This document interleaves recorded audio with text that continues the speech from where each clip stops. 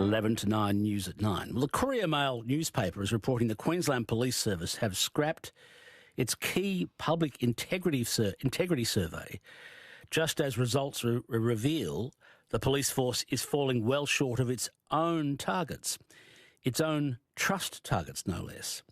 The last survey found police were not meeting those targets. So why are police officers losing the trust of the public, and do the police even want to know? Well, the Queensland Police Union President is Shane Prior. Welcome back to the studio. Good morning, Steve. Tell me about this survey, this public integrity survey. Well, look, that would have to be a question for the acting commissioner. I mean, he would have to identify with the community as to why the survey no longer meets its purpose, frankly, and outline what he intends to replace it. But what I can say, talking to Queenslanders every single day, I know that police across the state are absolutely trusted by members of the community. They're treating victims of crime with compassion.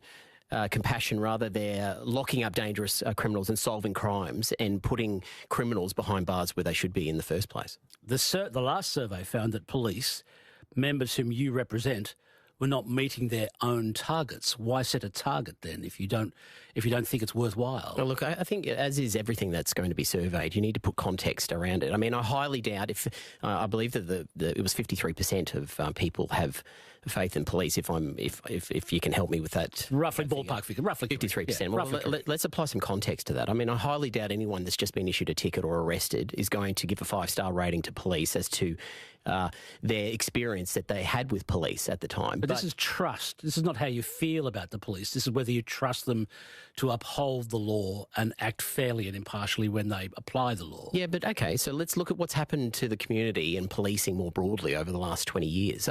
Police in the community do not have positive interaction with the community because police are so busy doing everyone else's job and literally are so overwhelmed in going from job to job to job that people in the public don't see police. So I understand if people don't see police and have positive interaction with them, and the only time that they are having an interaction with them is in an enforcement sense, then I can understand that sentiment. But what I can say is that our police around the state are doing a fantastic job. They're protecting the community and, frankly, they're putting their lives on the line every single day, putting that blue shirt on and putting their lives on the line to protect the community every day. My guest represents members of the Queensland Police Service. He's the Union President, Shane Prior.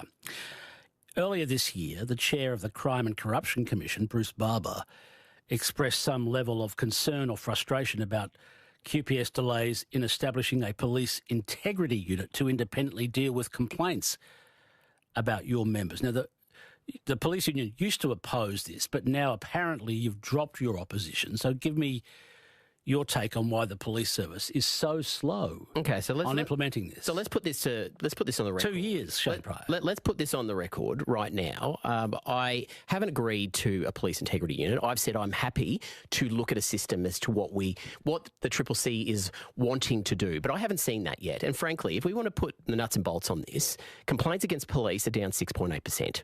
6.8%, they're down. So you don't have an integrity unit, so maybe that's part of the reason why. No, that's complaints from the community. They're down 6.8%. So let's put this into perspective. And frankly, it's a bit of a kick in the teeth, those comments made by the chair that Bruce Barber, the chair of the Crime and Corruption Commission, that complaints are out of control. That's simply not true. Our police are doing a fantastic job every day in the community. Might I add that we're probably the most surveilled profession in the community, whether it's body-worn camera, CCTV, we've got video cameras on people's phones that people bring out every time there's an incident. Just yesterday, I was out for a run and then I ended up being inadvertently involved in a disturbance incident which required me to assist a local crew to arrest an offender. Now, I can assure you, 2 or 3 people in the community had their phones up. Those 3 officers that assisted in that arrest, all their body-worn cameras were going. So I just don't buy the argument that there's no integrity and there's no scrutiny on police, because we are the most scrutinised profession in the community. The Crime and Corruption Commission chair, Bruce Barber, who has so far this stage never made himself available for interview with ABC Radio Brisbane, sadly, said there was merit in establishing an independent integrity unit. Now, do you actually agree there is merit in establishing one then? Steve, what I'll say to you is I would really like to see the nuts and bolts in what he's proposing in the first place. And those details have never become public. But I'll put it to you right now. If Bruce is willing to come on your program, I'll come on at the same time and we can hash this out on air, frankly, because I'd like to see the details. I've never seen it. So, no, I don't support it. I'm happy to look at what the system would look like as proposed by Mr. Barber, but those details to date have not been forthcoming. It was a recommendation made 2 years ago to act independently to sort of oversee police misconduct complaints, something the Crime and Corruption Commission used to do and don't want to do anymore. Is the Crime and Corruption Commission any help at all to police? Look, you've got to look at the system that we already have in place. It's robust in nature. In fact, I would say that the current discipline system overreaches significantly and puts our people at significant stress and significantly degrades their well-being over a period of time for majority of matters to be dealt with by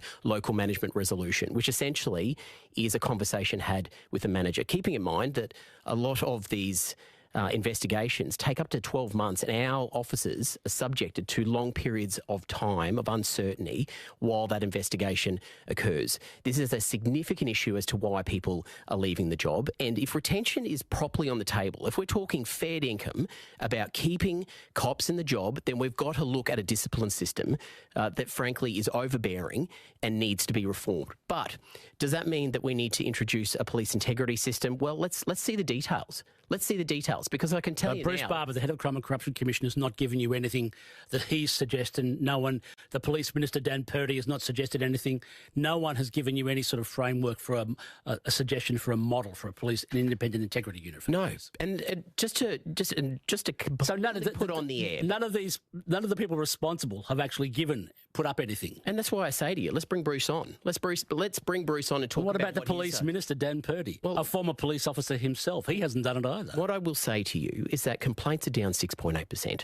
Trust in our in our police, in the community, is good, because I speak to community members. It might just be resignation. Day. They might just say, like many people do, what's the point of complaining? I don't believe that. Don't you? Okay. I don't believe that.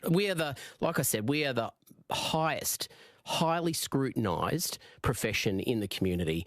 Everything that our police do are highly scrutinised. I mean, take your program or ABC, for example. There's a lot of news bulletins that go out of this place that talk about the actions of police every single day. The actions of police are spoken about every day. They're scrutinised every single day.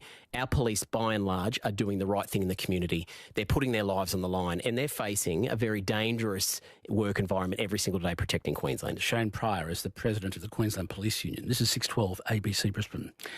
For the last couple of years now, you have expressed concern to me about the effect that domestic violence rates and the demands on police time to deal with these. You were concerned, I think the original phrase was, had the potential to break the police force, or words to that effect.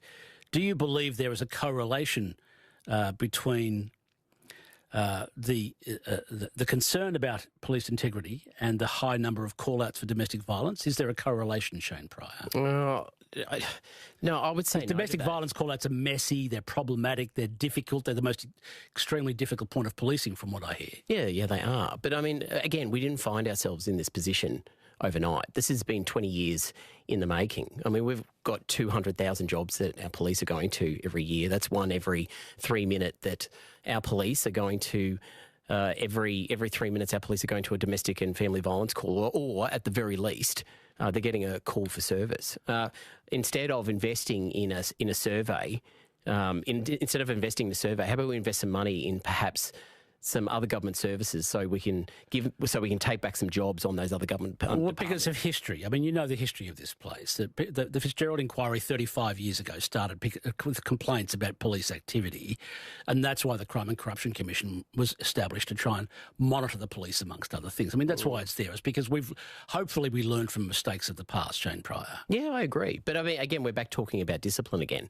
The CCC have oversight on every single complaint that's made about police officers in the Queensland Police. They've got oversight on everything. So I'm failing to understand what setting up another unit is going to actually achieve when complaints are down 6.8% to start with. The QPS gave a statement saying they're working with the Australian and New Zealand Police Association on alternative options. Have you got anything in mind as to what might be an alternative option? No, and frankly, that's a conversation and a question, rather, that would have to be asked of the Acting Commissioner. I mean, he needs to explain why the survey is no longer fit for purpose and what a replacement would look like. What I will say to you is that I cannot see how frontline police or the community benefit from another layer of bureaucrats looking at just overviewing what police do when there's already so many layers that do that. Invest that money into more policing services or other government departments so they can actually maybe take back their jobs to actually alleviate the pressure that our police are currently experiencing.